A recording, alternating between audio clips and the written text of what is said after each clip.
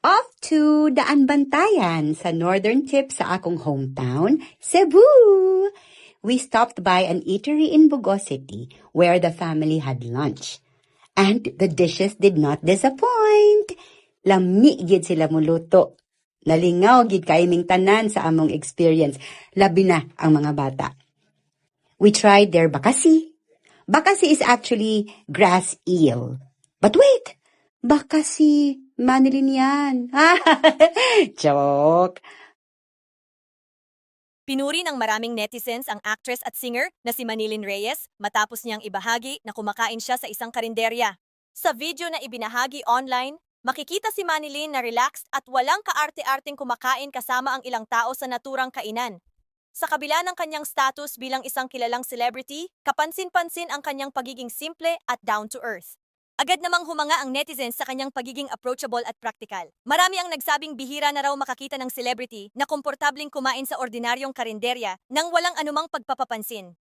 Para sa iba, mas lalo nilang minahal si Manilyn dahil sa kanyang pagiging humble at tunay. Hindi raw ito ang unang pagkakataon na nakita siyang simple lamang sa buhay kahit matagal na siyang nasa industriya. Marami rin ang nagsabi na ang ganitong klaseng ugali ang dahilan kung bakit nananatiling relevant at minamahal si Manilyn ng publiko hanggang ngayon. Sa panahon kung saan madalas bongga at sosyal ang nakikita sa social media, refreshing para sa netizens ang makakita ng celebrity na kayang i-enjoy ang simpleng pagkain at simpleng moments sa buhay. Sa huli, pinatunayan lamang ni Manilyn Reyes na hindi kailangan ng mamahaling restaurant para ma-enjoy ang pagkain dahil minsan, nasa simpleng karinderya ang pinakamasarap na kwentuhan at experience. We tried their bakasi. Bakasi is actually grass eel. But wait, bakasi manilin yan. Joke.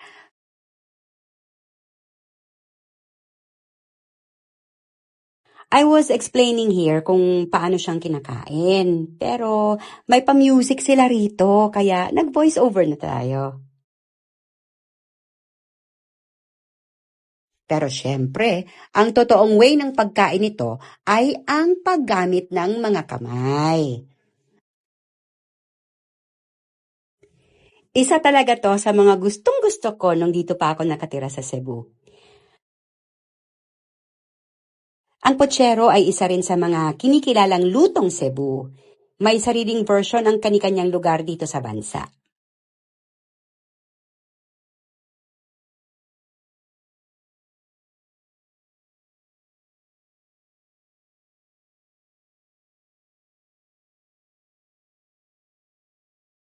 Etong crispy liempo nila, ang sarap ng timpla.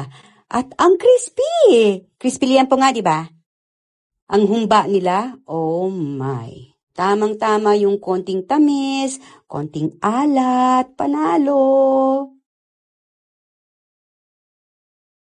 Teka, balikan natin. At kulang din ang pagkain ng putsero kung hindi hihigupin ang sabaw, di ba? Kaya, ang magiging title ay, Sabaw? Wow!